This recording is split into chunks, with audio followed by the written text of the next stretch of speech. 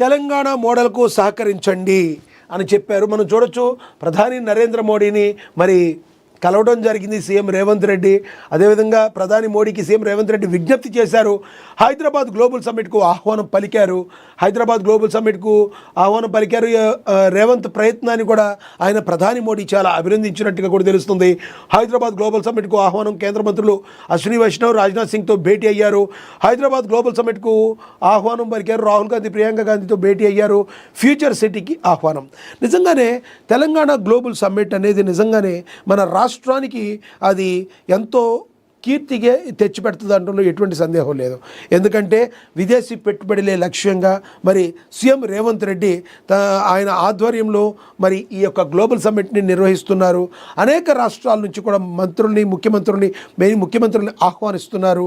మరి దాదాపు స్టేజ్ మీద 3,000 మందికి పైగా ఉండేటట్టుగా మరి కసరత్తులు చేస్తున్నారు. మరి అందరు మంత్రులు కానీ దేశ ప్రధాని కూడా వచ్చే అవకాశం ఉంది. దీంతో మన తెలంగాణ ఏ రకంగా అన్ని రంగాల్లో అభివృద్ధి చెందుతుందనేది ప్రపంచవ్యాప్తంగా కూడా గుర్తింపు పొందబోతుంది. రానున్న రోజుల్లో రేవంత్ రెడ్డి ఆధ్వర్యంలో అనేక పెట్టుబడులు రాబోతున్నాయి. తద్వారా ఎంతోమందికి ఉద్యోగ అవకాశాలు కల్పించకపోతున్నారు. మరి ఈ రకంగా చూసుకుంటే కాంగ్రెస్ పార్టీ కావచ్చు, రేవంత్ సర్కార్ ఏ రకంగా తమ నిజాయితీతో, నిబద్ధతతో రాష్ట్ర అభివృద్ధి ధ్యేయంగా ముందుకు వెళుతున్నారనేది మరొక్కసారి మనకి అర్థం కాబోతుంది.